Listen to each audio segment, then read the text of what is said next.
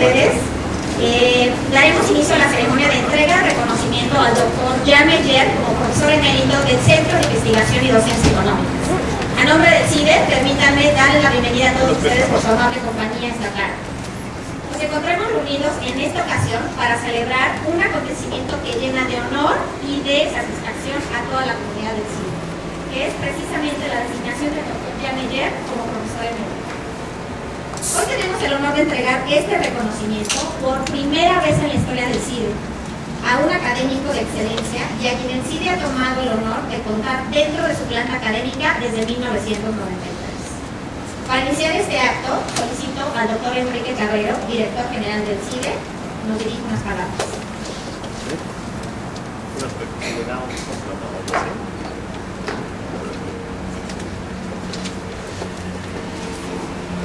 Buenas tardes. Para mí es un placer como director del CIDE darles a todos ustedes la bienvenida, tanto a nuestra comunidad de trabajadores, profesores, alumnos, como a nuestros invitados que vienen de otras instituciones, amigos de diversas instituciones hermanas y particularmente a nuestros comentaristas, Enrique Krause, Andrés Vila, muchas gracias por estar con nosotros. Y evidentemente, pues la fiesta no podría llevarse a cabo sin la presencia de nuestro colega Jean Meyer.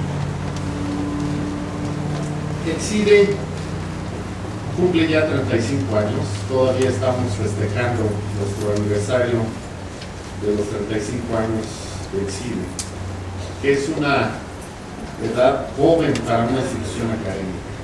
Los lapsos del tiempo en la academia son lapsos largos. Una institución de 35 años es una institución joven. El CIDE se encuentra apenas viviendo sus años de consolidación. El CIDE de hoy comienza su madurez científica como institución en ciencias sociales, pero mantiene un espíritu juvenil, esa capacidad de querer y creer que es una institución que puede cambiar algo efectivamente, que puede hacer avanzar a las ciencias sociales en México, en América Latina y por qué no en el mundo, que puede influir en los cambios que requieren nuestras sociedades, en promover a través de la generación de conocimiento un mayor nivel de bienestar, de justicia social, de progreso, de compromiso y de compromiso con la ética particularmente. Buena parte de la agenda de investigación de nuestro centro se encuentra en el análisis de la economía, de las políticas públicas, relaciones internacionales, la ciencia política y las ciencias jurídicas.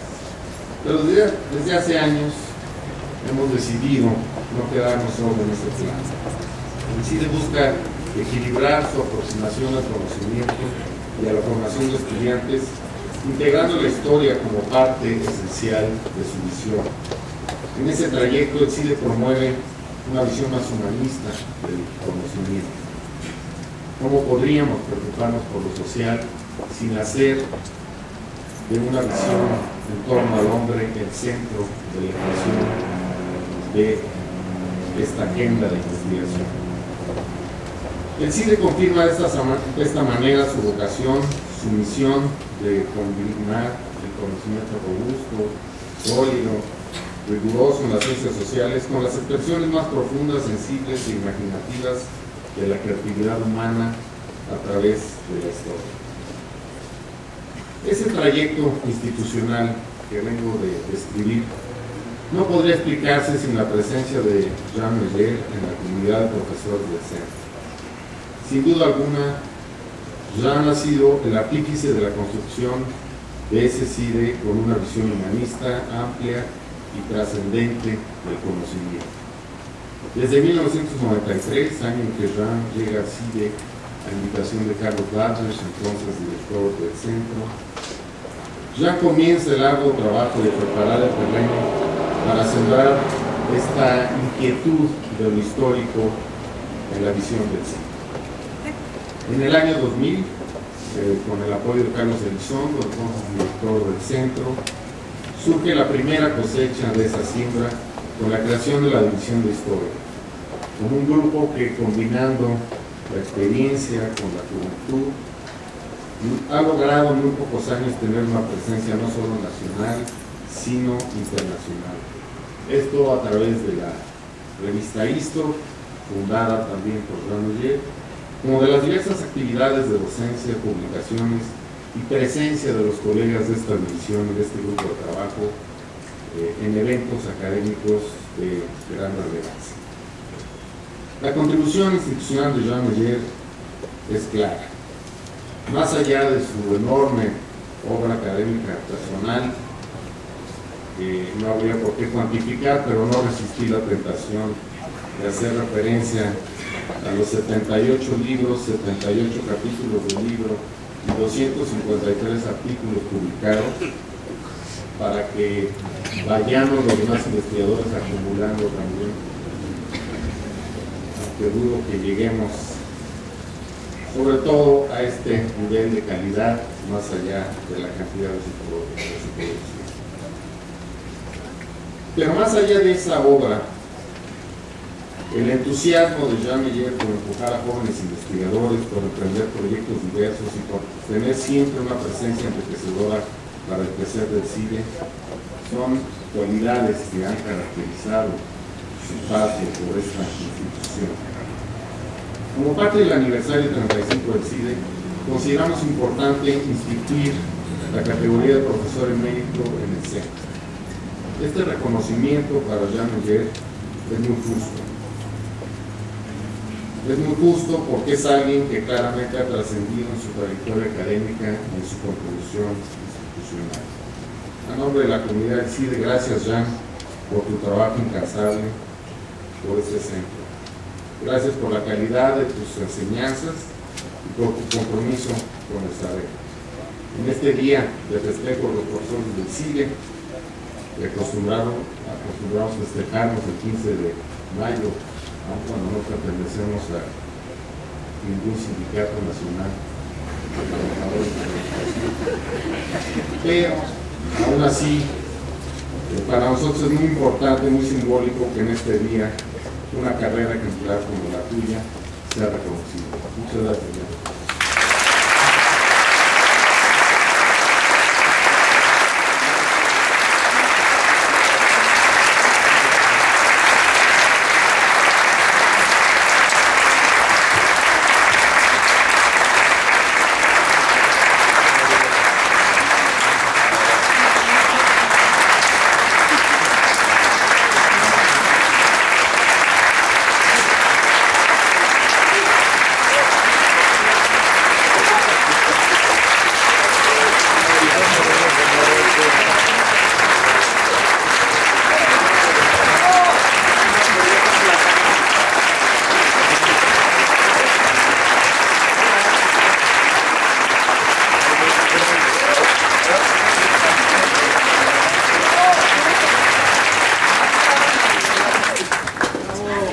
Sin lugar a dudas este aplauso. Gracias al doctor Enrique Cabrero por sus palabras. Y ahora pido la palabra del doctor Andrés Gira, profesor investigador del Centro de Estudios Históricos del Colegio de México.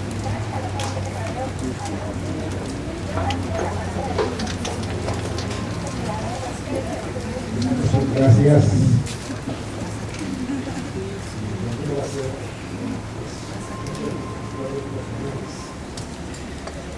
Agradezco al doctor Enrique Cabrero, director de esta casa de estudios, la distinción que me ha hecho al invitarme a participar en esta gratísima ceremonia. El reconocimiento de Jean Meyer como profesor emérito del Centro de Investigación y Docencia Económicas enaltece a la institución que lo honra y en la que hay y habrá, estoy seguro, otros merecedores de militar. Pero lo cierto es que al designar a Jean Meyer como el primero, la cota de esa consideración queda muy alta e implica contenidos bien claros, auténtica labor intelectual e innegable creatividad en las labores del entendimiento. Responsabilidad en la organización y en la solución de los problemas que impone la vida institucional son las cualidades de quien como profesor emérito es reconocido definitivamente en virtud de la prueba de sus méritos, lo que hace que la institución se sienta orgullosa de él. De ello hay evidencia en las páginas curriculares de este primer emérito del Centro de Investigación y Docencia Económicas, en libros y en textos de diversa extensión y distinto género, en su presencia en actos formales e informales, siempre orientados por el ánimo esclarecedor de tiempos lejanos o cercanos, que al hacerse evidentes nos afectan, quiérase que no. También en la experiencia personal de quienes hemos tenido la suerte de convivir con él, compartiendo espacios y momentos de aprendizaje en afortunada e ininterrumpida relación de amistad. De los primeros años de esa larga relación, que anda ya en los 45 años de existencia, hablaré brevemente para corresponder a la generosa invitación que me trae ante ustedes. Conocí a Jean Meyer en 1965, cuando llegó a hacerse cargo de un curso de instituciones sociales o de introducción a la historia social en el Centro de Estudios Históricos del Colegio de México.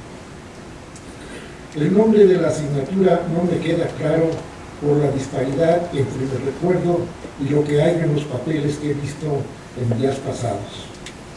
Lo que sí me resulta claro de aquel aprendizaje que sigo realizando, no hay de otra, es que la historia es actualidad creciente y que la posibilidad de su conocimiento, siempre limitado, pero al mismo tiempo factible, de acercarse en el esfuerzo positivo que inspira el quehacer, el querer saber de alguien ahí donde se nos ocurra y queramos compartir cuestiones que nos conmueven.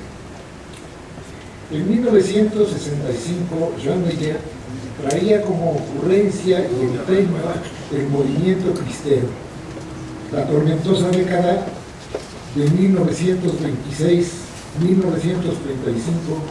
que pesaba como pasado inmediato, como pasivo insoluto en la cuenta de maduros historiadores, se ofrecía como una polémica de orden político a la cual el académico no debía entrar. Los temas de investigación, decía un consagrado historiador a los aprendices que buscaban el de su tesis, deben escogerse entre aquellos hechos que por la distancia temporal y el reposo documental ofrezcan perspectivas amplias y disposición serena. En pocas palabras, la proximidad es mala consejera. Otro historiador de 30 y pocos años, en pleno proceso creativo, Luis González y González, decía y practicaba lo contrario. La única posibilidad de conocimiento, decía, es decir, de lo que podemos aceptar como convincente, es la proximidad. Incluso para hablar de seres humanos alejados por el tiempo y por la distancia geográfica, tenemos que hacerlos prójimos, sino de quién y para quién estamos hablando. Ni qué decir que ese fue el camino que tomó Jean Meyer, quien hoy por hoy tiene a Luis González como el maestro que le dio, como el amigo que llegó a disolver hipótesis de trabajo e impuso la simpatía en largas horas de conversación a las que había que someter los resultados de la rigurosa investigación documental. Pero de tal manera de hacer las cosas, requiere de disposición y talento propios. Díganlo si no, las muchas páginas de testimonios orales que nutren sus libros, los de Jean Meyer, y también las conversaciones que no llegaron a la imprenta y de las que traeré a cuento algunas. Muy pronto, siendo su alumno, le frecuenté en su casa en Coyoacán. Fuera de ahí, en trabajo de campo, digamos, que era en domicilios conocidos de aquí y de allá, donde hubiera con quien conversar para lograr la información y a quienes ganaba Jean Meyer como amigos. Así oía Jean y beneficiaba su trabajo con lo que le decían. Profundizaba al mismo tiempo la percepción de su país de origen con lo que sobre él decían sus interlocutores. Una conversación en Salvatierra, Guanajuato, recuerdo, le removió la geografía francesa cuando un señor, como de la edad que ahora tenemos, lo declaró alemán al saber que su familia era alsaciana. Su tío, me dijo, aprendió la geografía política antes de la Primera Guerra Mundial, y era cierto. Pero lo más cierto fue que el camino de regreso fue una interminada conversación que a veces retomamos sobre aquella geografía humana ceñida en textos y pretextos de la geopolítica. Conocí, gracias a Jean Meyer, a personas que no hubiera tratado si no hubiera sido por él, ya porque compartí sus conversaciones, don Ezequiel Mendoza es el recuerdo que me llega ahora, o porque ante su salida del país fui a hablar con ellos, los hermanos Agapito y Francisco Campos y su familia en Santiago Vallacora, Durango, cuyo relato registré en la primera de las dos únicas grabadoras que he tenido hasta ahora.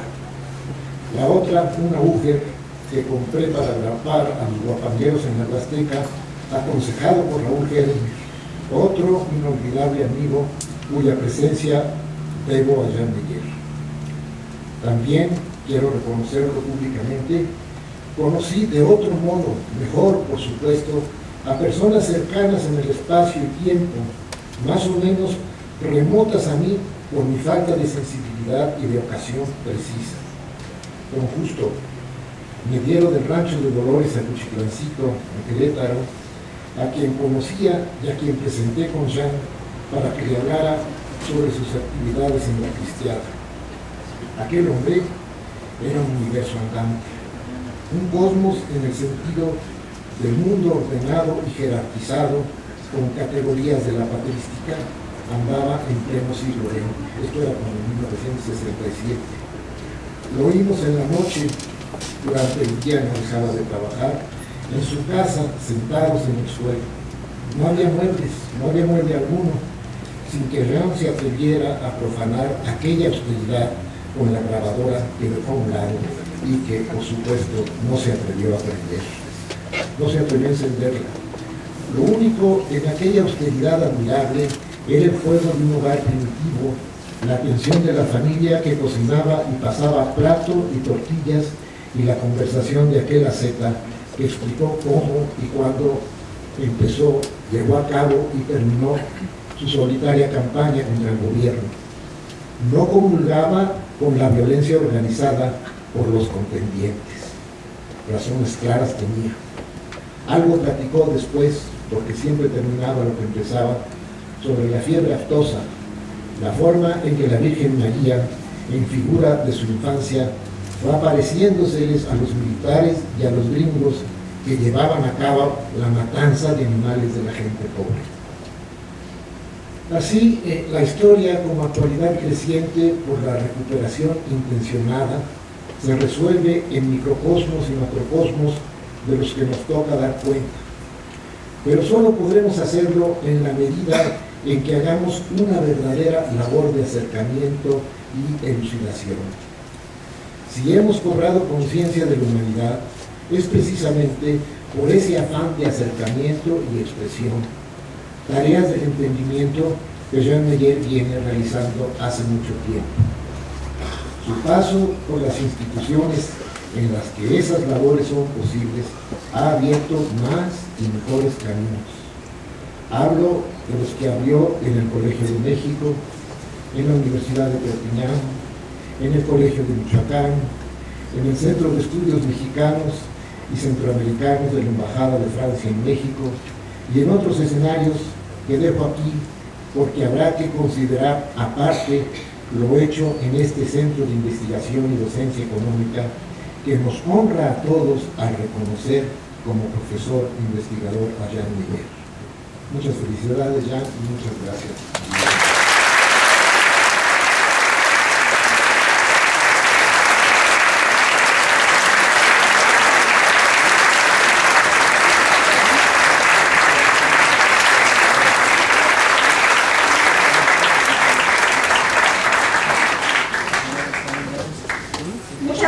doctor Lira por sus palabras.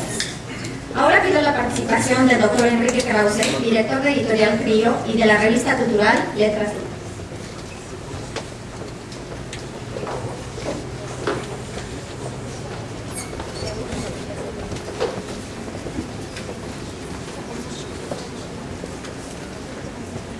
Realmente muy agradecido por el honor de acompañar a Jean, a su familia, a Beatriz, a Marina, y estar aquí con ustedes en este homenaje. No quiero dejar de mencionar, antes de entrar en materia,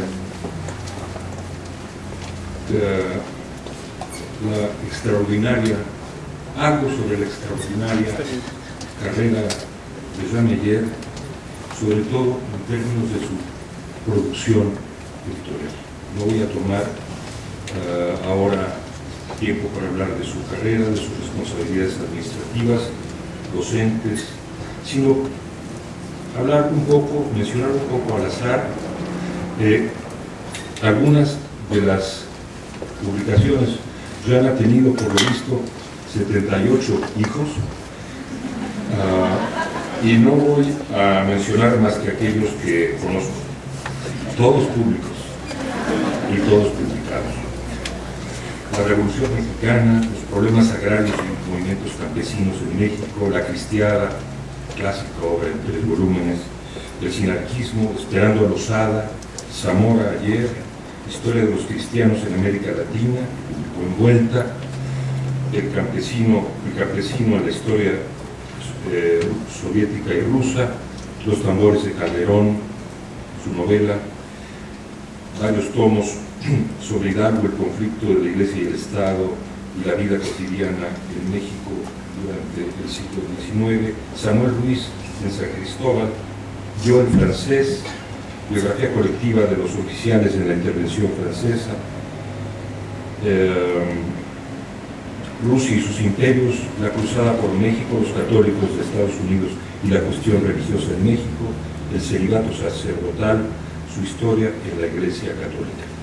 No quise dejar, antes de empezar a mencionar, como es de justicia, algunos de los hijos de Jean, porque creo que en el corazón, por cierto, muy grande corazón humano de Jean Meyer, su amor por México, su amor por la historia, su amor por la amistad,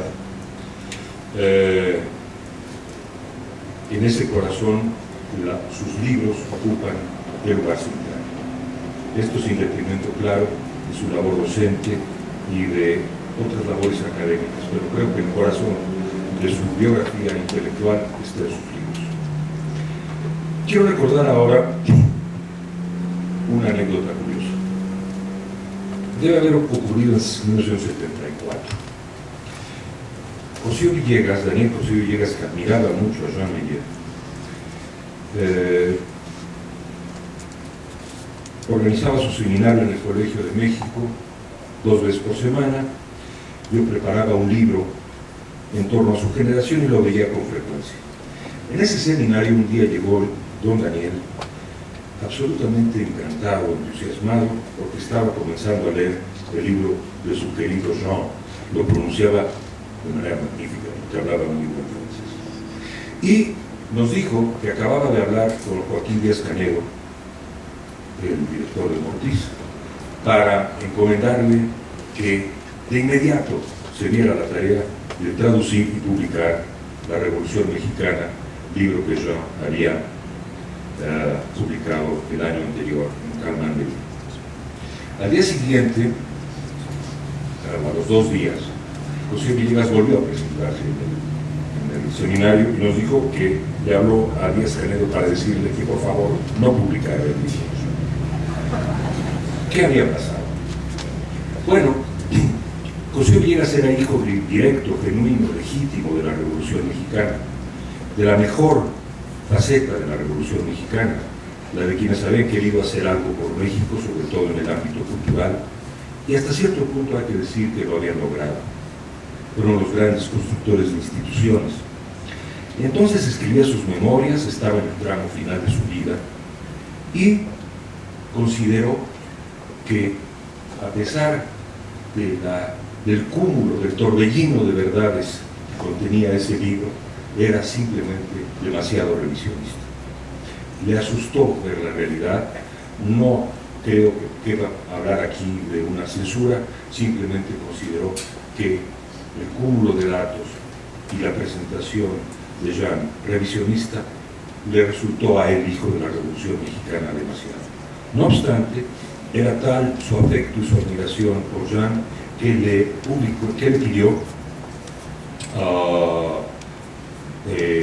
que se hiciera cargo de dirigir los dos de los volúmenes de la historia contemporánea de México y en particular los dedicados al periodo de Plutarco Elías Calles, y tuvo entonces la enorme fortuna de trabajar junto con Jean, de formarme de cierta forma junto con él y con Cayetano Reyes, escribiendo esos dos volúmenes de la historia de Calles. Bien, yo había devorado esos 3 tomos de La Cristiada en 1973-74, me consideraba un alumno fuera de las aulas de Jean Meyer y comenzábamos a ser amigos.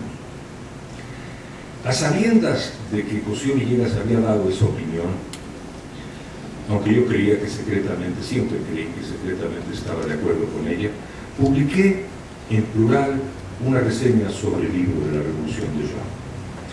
Y defendí el libro como una continuidad de La Cristiada, y quiero mencionar aquí 2 párrafos extraídos de Jean, extraídos del modo en que escribió o el sentido que tuvieron tanto La Cristiada como la Revolución Mexicana. En cuanto a La Cristiada, dice Jean, esta breve descripción no da cuenta de los miles de kilómetros recorridos en coche, en mula y a pie, por montes y valles, no da cuenta de las dificultades de las lluvias, de invierno y de verano, de carácter caprichoso de los animales, de las reticencias o de la sordera de los testigos, de la irascibilidad de los borrachos, de la sospecha, no da cuenta de las emociones, de las alegrías y de las contrariedades, del descubrimiento de los paisajes, el de los hombres, la participación en las peregrinaciones, la gracia de amistades inmerecidas, la muerte de quienes hicieron posible este trabajo. Esto decía de su trabajo para construir La Cristiada. Luego, con respecto a la Revolución Mexicana, libro que escribió en 3 meses o 4, a lo más según sé, también escribió: a la escucha de los de abajo, el libro de Mariano Cazuela, por supuesto, el autor ha quedado sorprendido ante la experiencia trágica vivida cotidianamente por el pueblo. Una experiencia que no coincide siempre con la exaltación que viven miles de hombres y que libran su propio combate por el poder para luego disponerse a construir un cierto México. Para aquellos, para el pueblo, 1917 es el año del hambre. Para estos, 1917 es precisamente el año glorioso de la Revolución. Todo Meyer, todo Jean Meyer, me parece, o toda su obra, está contenida en el sentido profundo en esas 2 citas. Su contacto real con el pueblo, no con la idea del pueblo, lo lleva a cambiar sus premisas y a ver la historia no desde el punto de vista de la revolución ni de los revolucionarios, sino de lo que Luis González llamó los revolucionados. Creo que Jean Meyer ocupa el lugar de honor, el lugar estelar en la historia revisionista de México. Para mí es el historiador revisionista por excelencia. Creo que mi generación contribuyó a desplazar la historia de bronce y a ensanchar los horizontes temáticos y los enfoques de la historia, pero de alguna forma, acaso por el influjo del 68 o el aura de la Revolución Mexicana y de la Revolución Latinoamericana, no desmistificamos a fondo a la Revolución Mexicana y en algunos sentidos creo que ahondamos el mito. El zapatismo, el villismo, qué duda cabe, fueron movimientos populares, pero populares ¿a qué grado? ¿Dónde? ¿Para quién? El país tenía 15 millones de habitantes, 100.000 en armas. ¿Qué pensaba la mayoría de la violencia? ¿Cómo la vivía? Esa es la historia que cuenta Jean Meyer en la Revolución Mexicana. Libro en verdad revisionista. Complemento de la Cristiada, que desmistificaba la revolución oponiéndole nada menos que otra revolución, acaso más popular, unificada, persistente y amplia que las primeras, porque fueron varias, pero se trató de una revolución políticamente incorrecta. La Cristiada estaba bloqueada, y sigue bloqueada para la historia oficial. Ese bloqueo representa nada menos que el bloqueo de la mitad de nuestra historia, la cara conservadora, campesina, tradicional, católica. Jean Meyer había contribuido a revelarla, pero la vida pasaba, Jean es inquieto, y aquel contacto lo había marcado espiritualmente.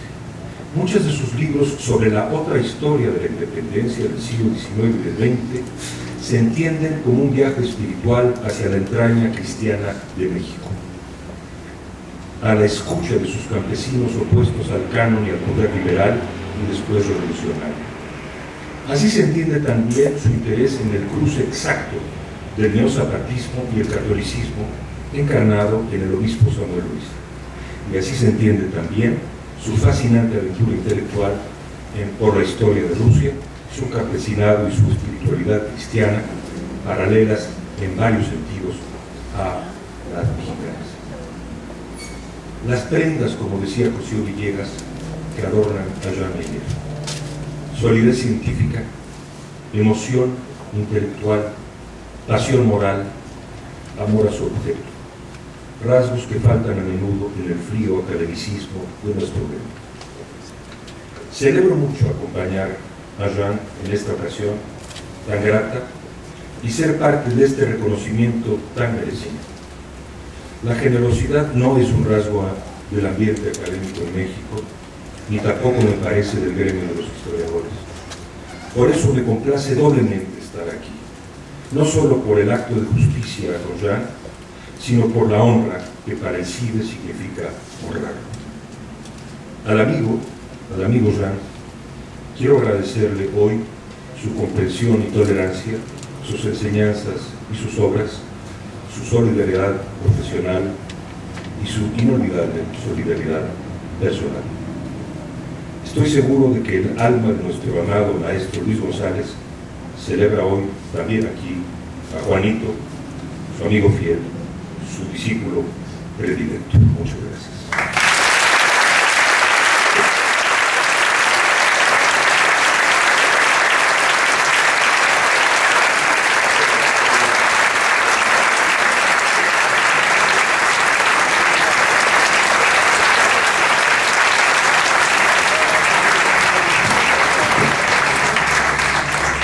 Agradecemos enormemente los comentarios del doctor Krause. Ahora pido de favor al doctor Enrique Cabrero suba al estrado.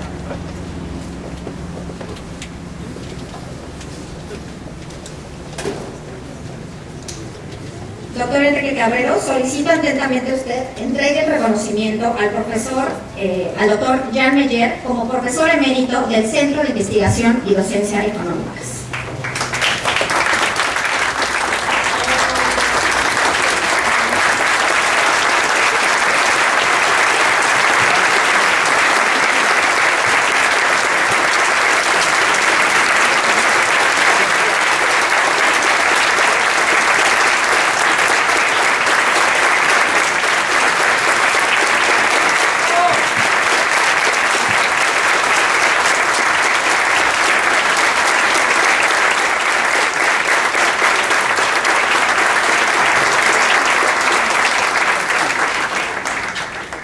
Con el reconocimiento, el CIDE hace entrega de un estímulo especial de 100,000 pesos.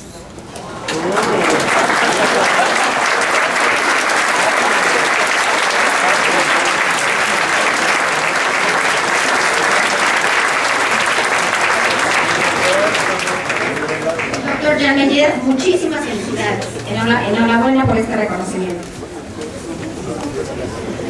A continuación, el doctor Jean Meyer dictará la conferencia magistral El Tú Hidalgo y el Pueblo.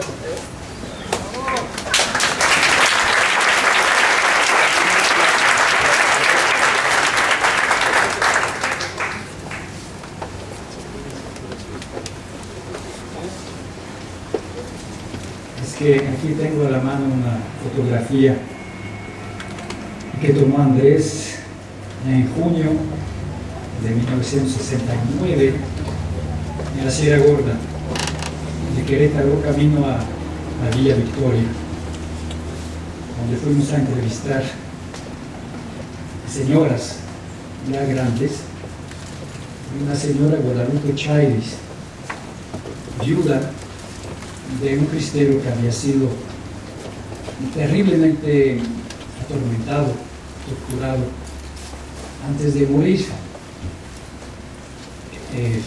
Eso había ocurrido 40 años antes y la señora estaba llorando. Y un compañero que nos acompañaba por curiosidad nos preguntó que por qué lloraba esa señora si eso había pasado hace muchos años.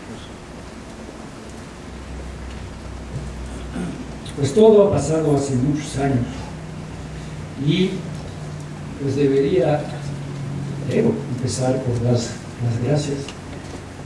Pero estoy un poco nervioso, un poco azorado por esa ceremonia, así que va a ser en desorden total. Enrique, nuestro jefe, gracias Enrique, y hiciste muy bien en mencionar a Carlos Elizondo, quien fue quien nos obligó a fundar la División de Historia, porque había historiadores en todos los centros, y bueno, y Carlos Basrich, quien años después me dijo que dudaba un poco que no entendía muy bien por qué yo quería venir al cine, y que dudaba pensaba que era como un trampolín para buscando otra cosa. Entonces, gracias a Carlos, que años después me dijo que sí estaba, que la apuesta la había ganado, ¿no? Bueno, pues gracias a todos los trabajadores del cine, compañeros del sindicato, o no sindicalizado, pero que todos los días me alegran el trabajo, porque siempre los encuentro de buen humor, tanto los de la biblioteca como las secretarias de las diversas divisiones o de los servicios centrales, y sin hablar de los compañeros de trabajo. Nada más menciono al señor Achundia, que siempre nos está choteando a todos y siempre tiene un buen chiste para alegrar el día.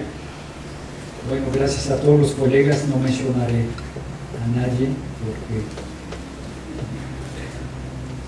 en el CIDE hay esa suerte extraordinaria de que no hay odios personales. En el CIDE todo el mundo saluda a todo el mundo. Bueno,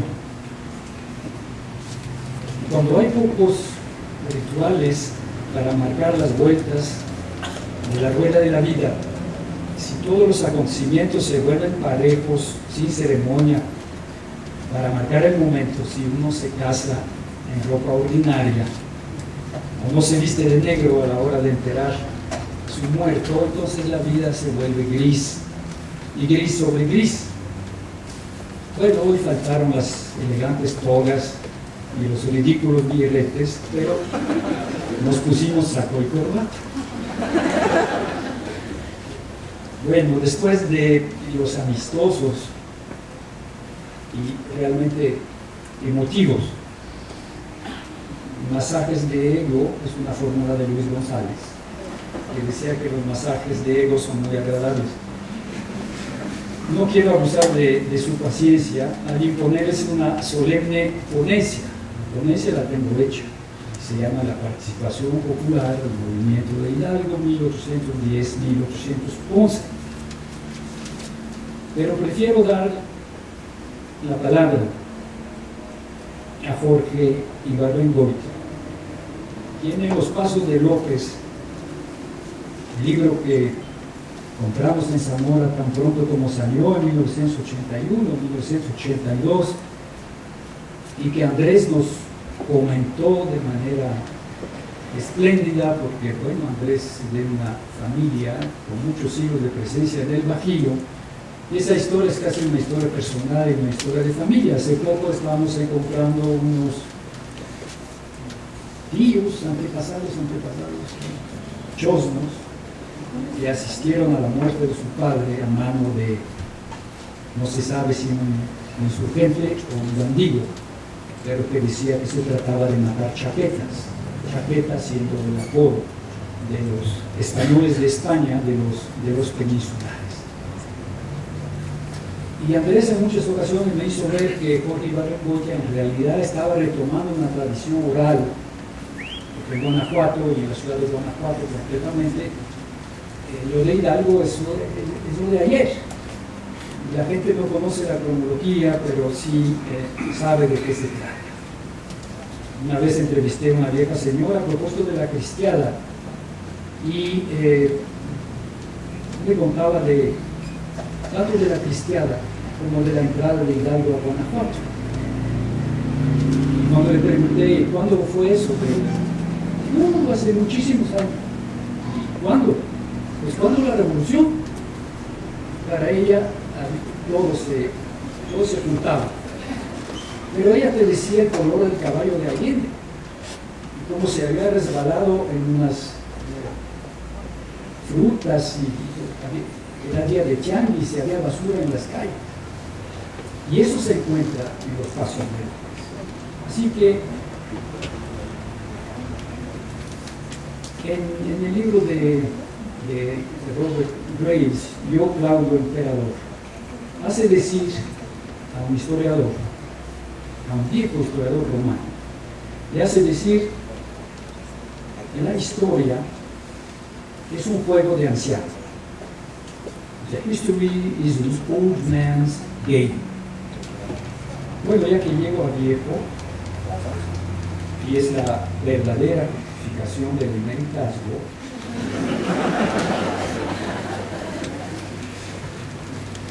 o emeritazo, que gentilmente se me concede, puedo divertirme y en lugar de aburrirles con una eventual conferencia catedrática, cedo la palabra a Jorge Ibargüengoitia.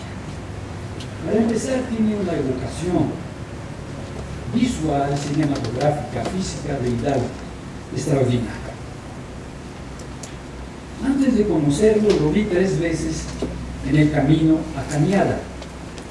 Era una mañana de junio, el cielo estaba azul fuerte y parecía que no existiera la lluvia, pero la noche anterior había caído un fuerte aguacero y el camino era un lodazal. La diligencia se había atascado, los pasajeros habíamos tenido que ir a pararnos en unas piedras para no estorbar ni enlodarnos. Las mulas tiraban, el cochero daba gritos y chicotazos. Entonces apareció Periñón montado en su caballo blanco. Es que al cura Hidalgo le puso Don Periñón. Iba al pasito por el bordo entre la muchachera. Al ver nuestro contratiempo, arrendó, nos dio los buenos días y preguntó qué se ofrecía. El cochero contestó que nada, y Periñón siguió adelante muy tranquilo, silbando una canción.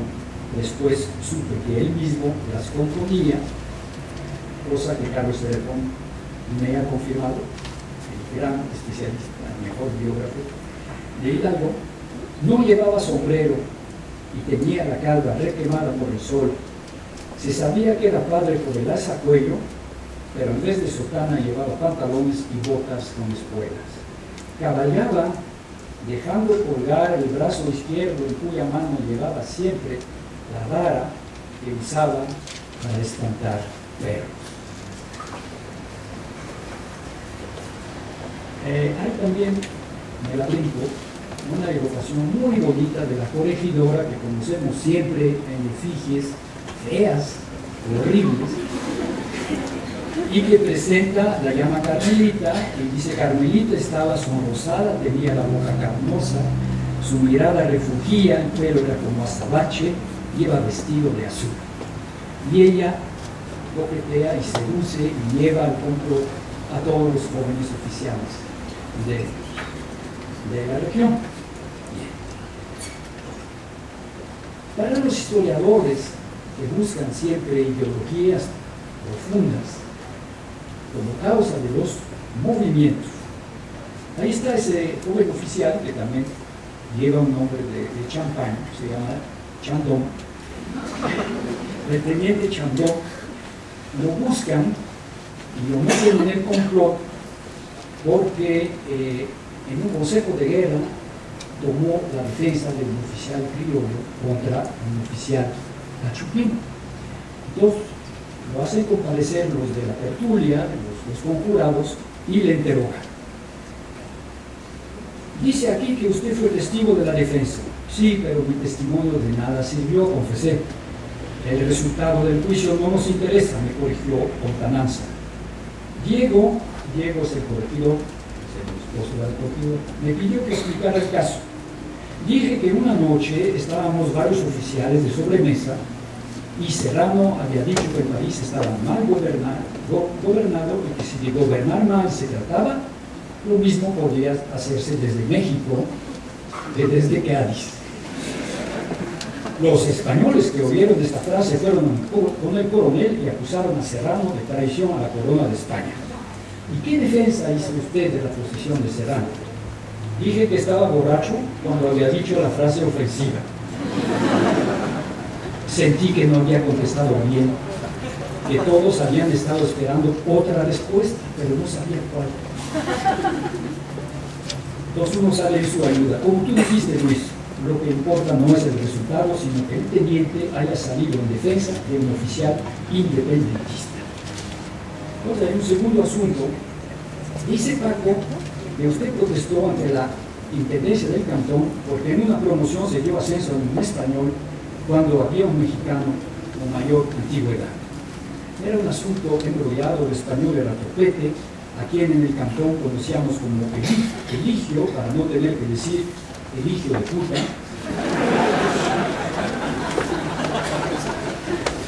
Para evitar que Eligio fuera mi superior inmediato, yo había recurrido a todos los medios y el último había sido alegar que había otro con mayor derecho a ascender. Meléndez, un pobre diablo. No me había pasado por la cabeza considerar que uno fuera español y el otro mexicano, pero claro, esto no lo dije aquella noche porque ya iba aprendiendo. Protesté para defender un principio, dije, según la ordenanza todos somos iguales, pero en la realidad un oficial nacido en el país le cuesta mucho trabajo ascender. Cada vez que una oportunidad se presenta, aparece un español recién llegado, con graduación más alta, o bien se le da preferencia a un gachupín radical. Advierto que no fui original al presentar el problema de esta manera, porque lo que dije era lo que entonces decían todos los días todos los oficiales criollos que había en todos los cuarteles. Sobre los motivos de la insurgencia,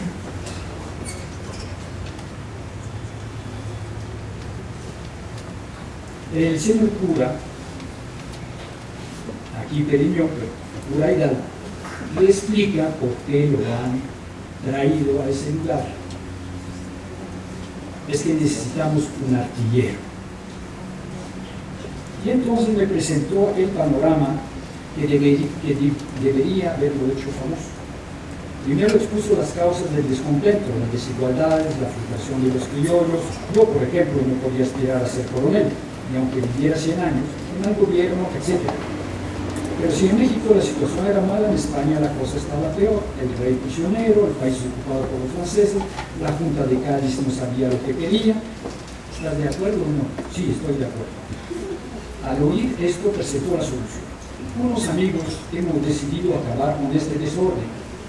¿Para qué obedecer a una audiencia que tiene que pedirle parecer a una junta que está del otro lado del mar? ¿No seremos capaces de gobernarnos nosotros mismos?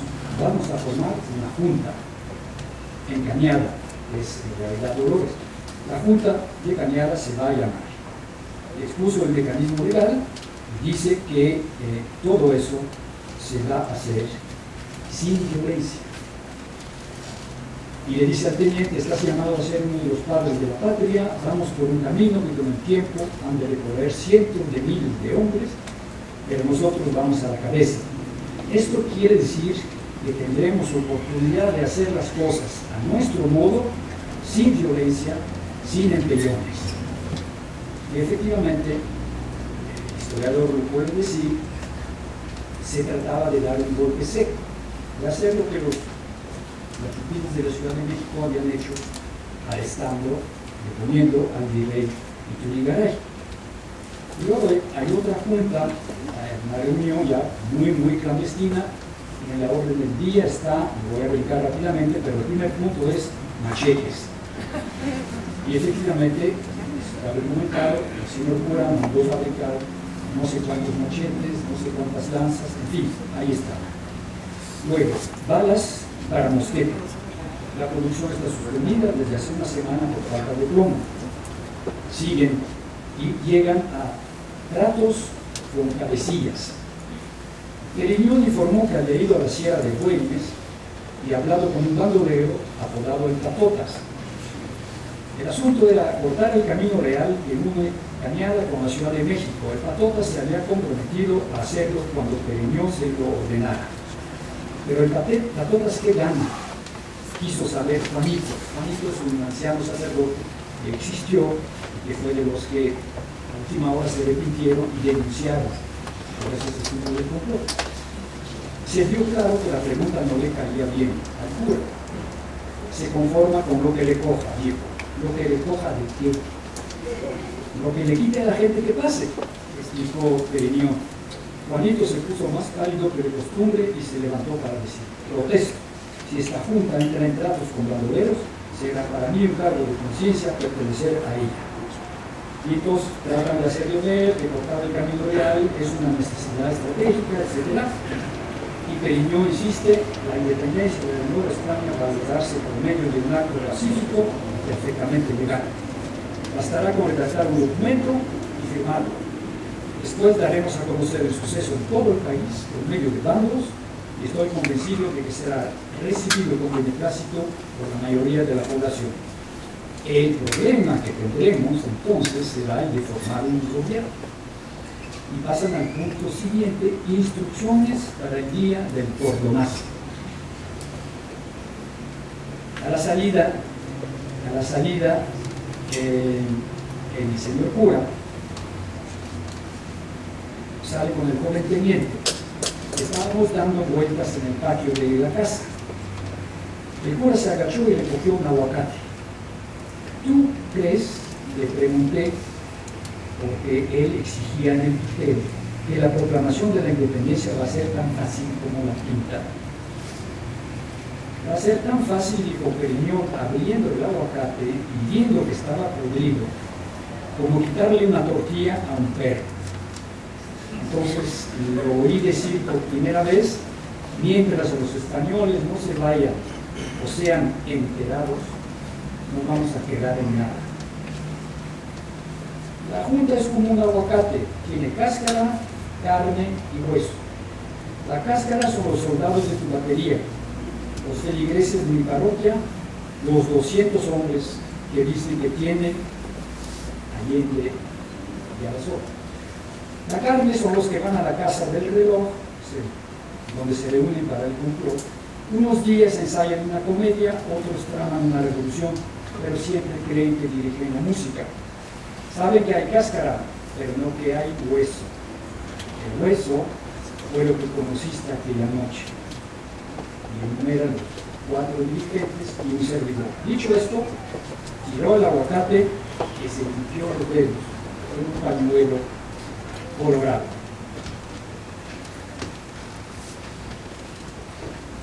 A vísperas, casi a vísperas del levantamiento, hay una gran comida,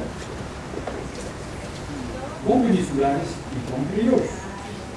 Un ejército de criados sirvió los 14 platillos, todos indigestos, desde huevos estrellados con chile chipotle puestos sobre tortillas untadas de frijoles refritos, hasta tacos de charales con salsa de tomate verde. Unos invitados comieron hasta enfermarse, otros no pudieron probar bocado, como la esposa de don Cirilo, una mujer cadavérica que llevaba en la cabeza una peineta casi transparente. Yo siempre he dicho que esta comida no es comida, sino puros antojos, dijo el alcalde Ochoa, un señor al que le salían pelos por las orejas. El El mole de olla y el caldo gallego son la misma cosa, dijo el dueño de la Sonaja, la hacienda más rica de la región. El cura rió, sonrió y me dijo en voz baja, esa frase es fabulosa. Estos hombres conquistaron un continente y no se dieron cuenta. Creen que siguen viviendo en España. Pues ningún historiador lo dijo también, ¿no?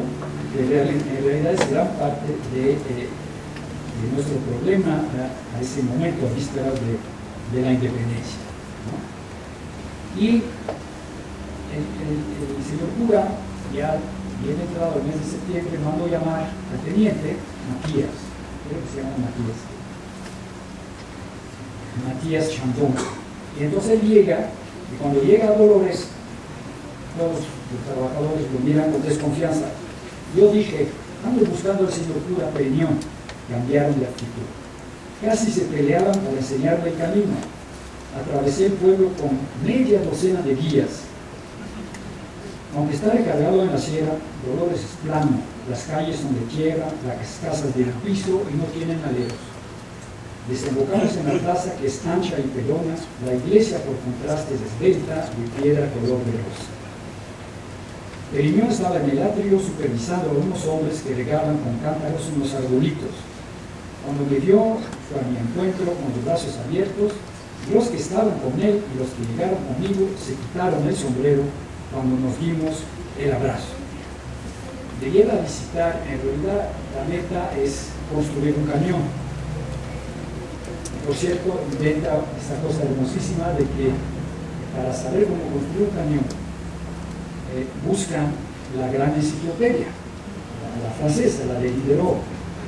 ¿Y quién tiene un ejemplar? Pues el intendente Riaño en Guanajuato, muy amigo del cura Aguilardo, es cierto. Y entonces ahí van y no recuerdo qué pretexto, cuál palabra busca, pero es una palabra que empieza con C, y el intendente le dijo, no, pues llévatela, no tienes tiempo de leer, llévatela, luego me la devuelves. Y se la lleva para construir el cañón, ¿no? Pero mientras le hace visitar. Y Barbengoya evoca en unas pocas líneas la personalidad de Hidalgo de una manera fantástica. Me llevó a ver las vides, recorrimos una legua de laderas cascajosas. A todo el que se dejó, me dijo, lo hice sembrar parras. Cortó un racimo de uvas, septiembre, y me dio a probar. Eran agrias. Es que no se presta el clima, dijo. ¿Por qué las siembras entonces? Porque está prohibido cultivarlas.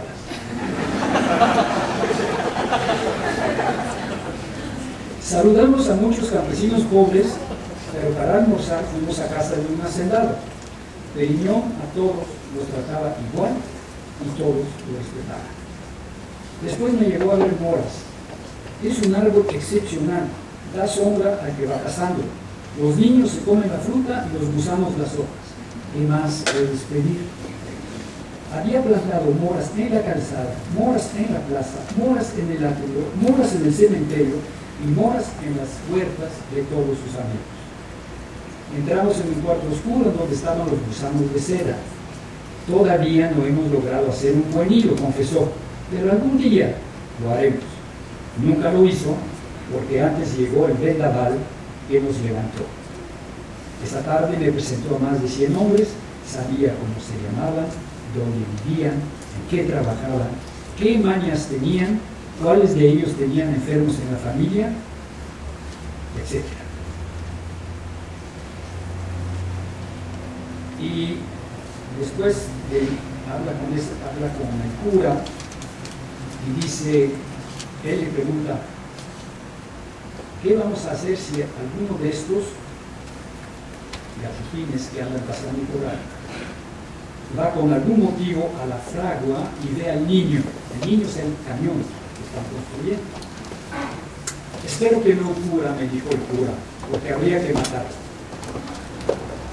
Me le quedé mirando y comprendí que estaba decidido a matar al que comprometiera los planes.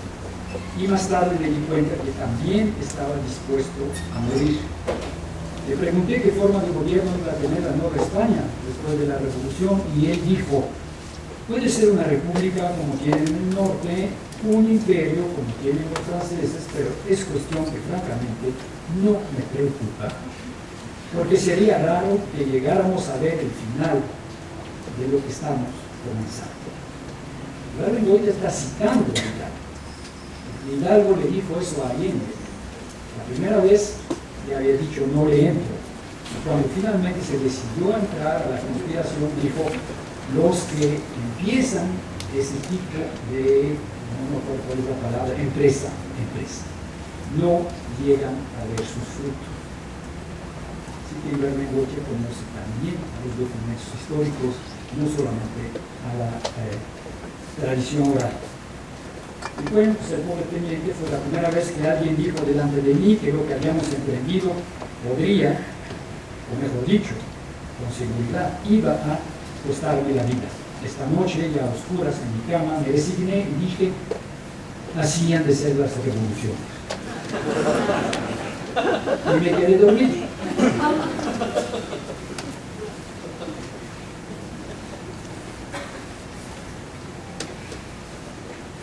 La descripción del levantamiento, la llegada a Guanajuato, la defensa de Guanajuato que organiza, que decide organizar el intendente y que posiblemente fue un error estratégico porque el pueblo de Guanajuato, la plebe, como se decía en aquel entonces, estaba dispuesto a defender la ciudad con el intendente contra los insurgentes que se acercaban.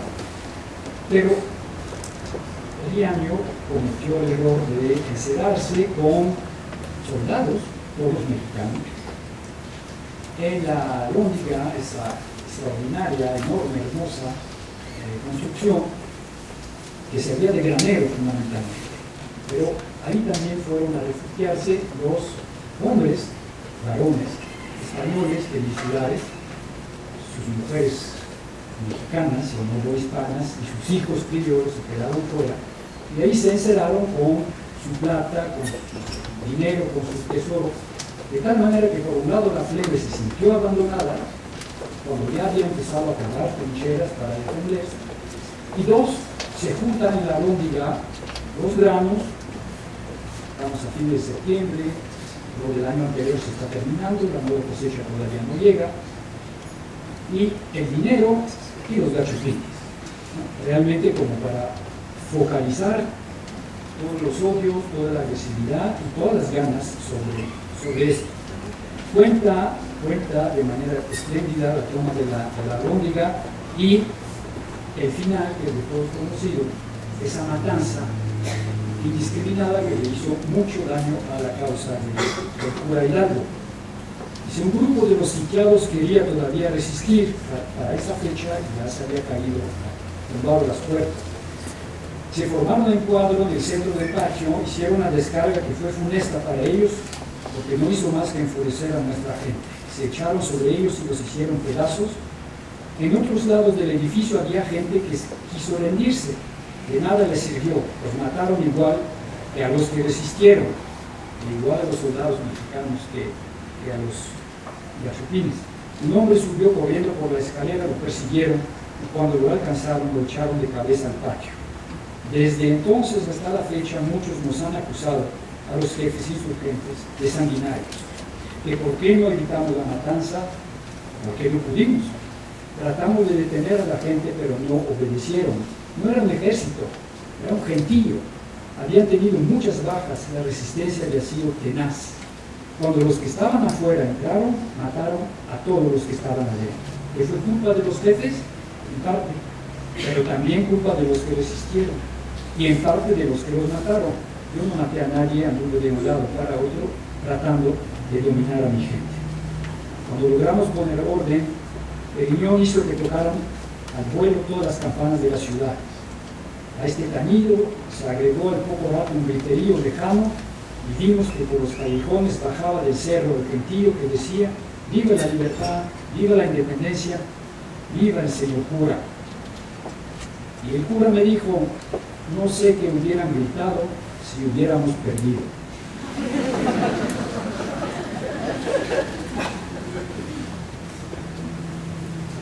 Luego viene la marcha de ese enorme, que más que ejército es una peregrinación, 100.000 personas que acompañan al cura hasta aquí, hasta el Monte de las Cruces, la Marquesa, turnándose.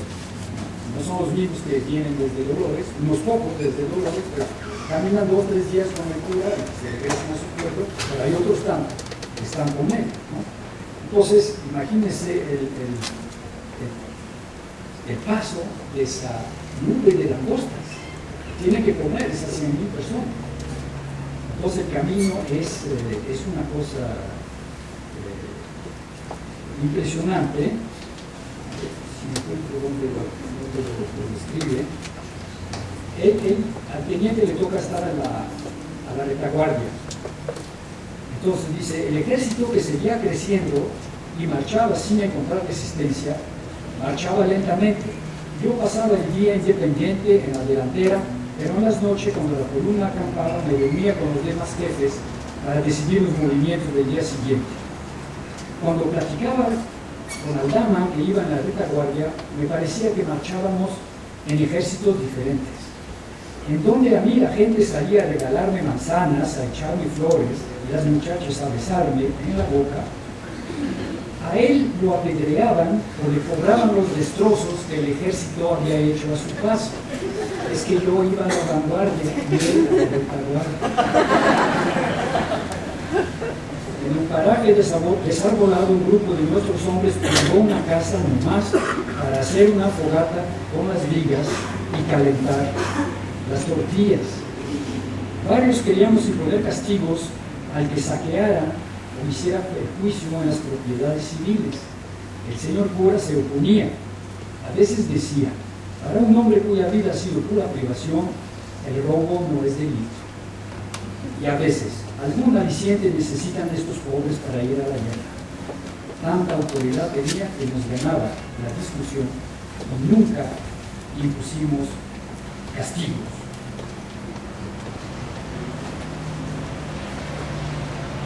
Enriqueció la lengua la idea que podemos tener de la personalidad del cura Hidalgo.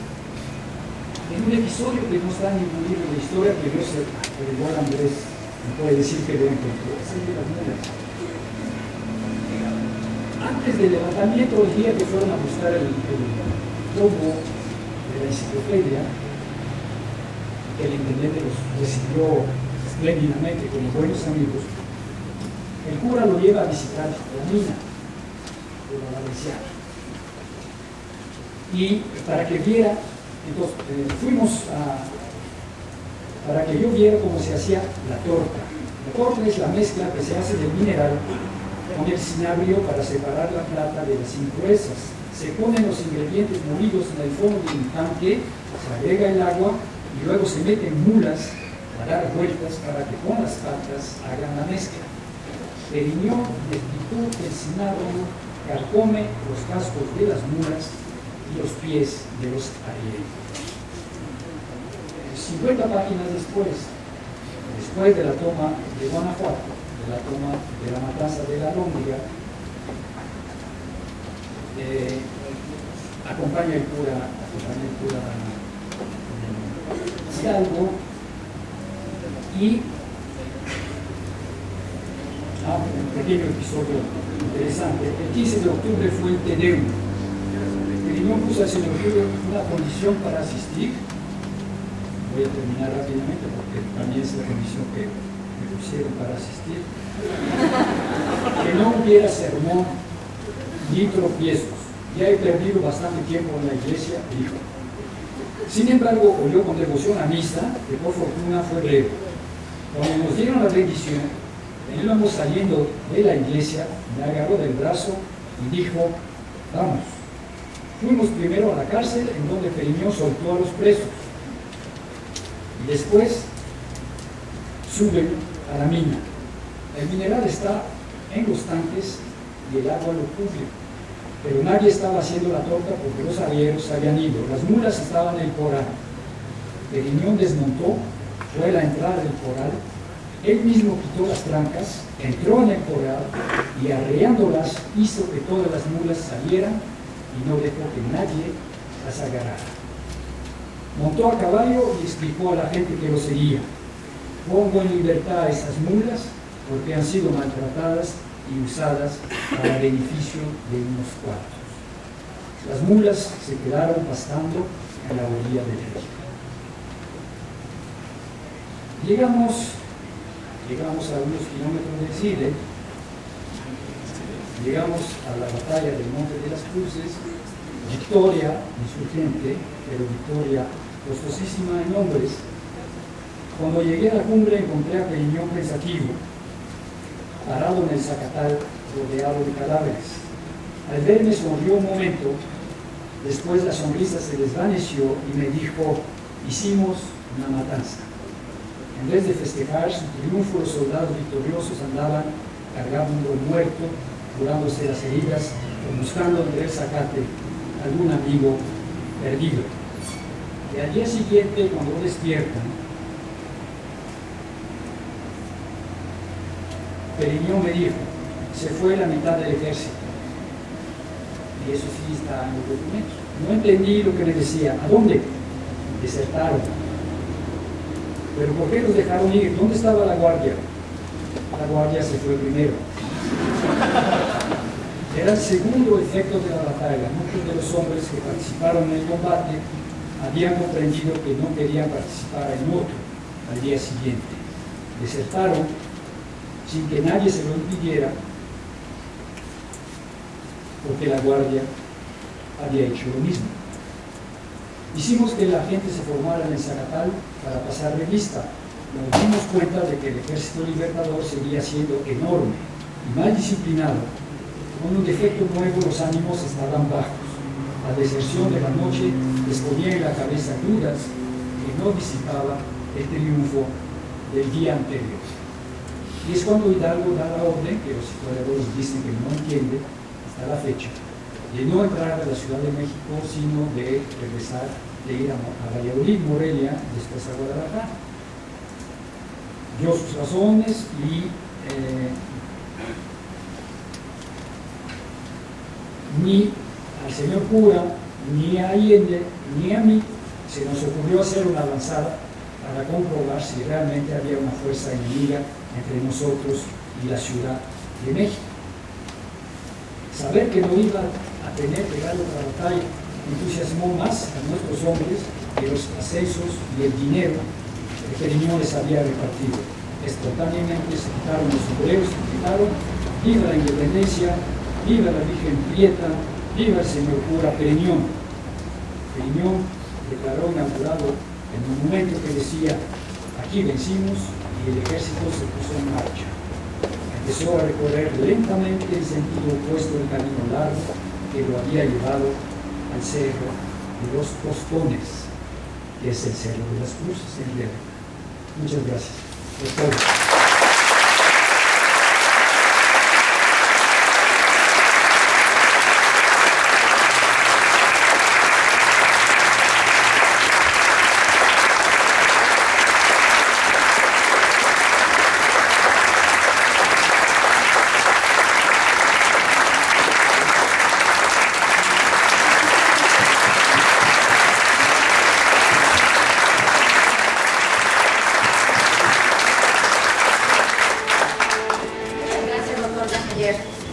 No existe la menor duda que el honor que hoy se ha conferido al Dr. Meyer es realmente más que merecido. Como última parte del programa del día de hoy, pero no por eso menos importante, cedo el paso al reconocimiento que ahora entrega el Sindicato de Trabajadores del CIDE al Dr. Jean Meyer por ser parte de esta agrupación por más de una década. Pido al señor Miguel Ángel Contreras,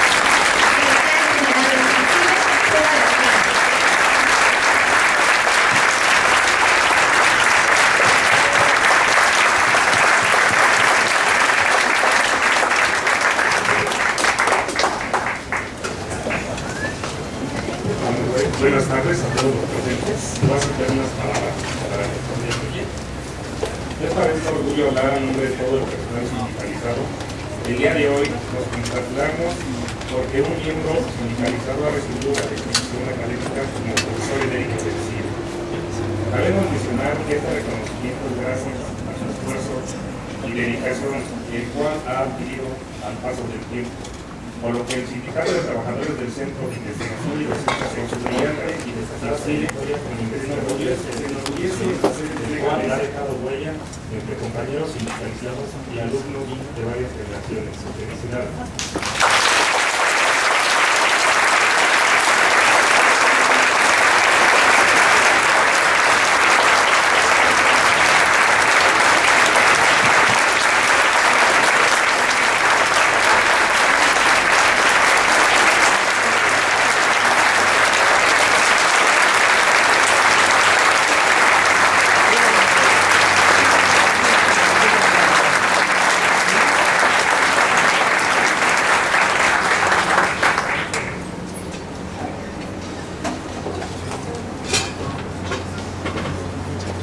Doctor Meyer, felicidades por este segundo reconocimiento que le entregamos el día de hoy. De esta manera, damos por concluida la ceremonia de entrega de reconocimiento del Dr. Jean Meyer como profesor emérito del CIDE. A nombre del Centro de Investigación y Docencia Económicas, agradecemos a nuestros invitados especiales que nos hayan honrado con su presencia, así como a todos ustedes por su amable compañía. Ahora invitamos a los profesores del CIDE y a nuestros invitados especiales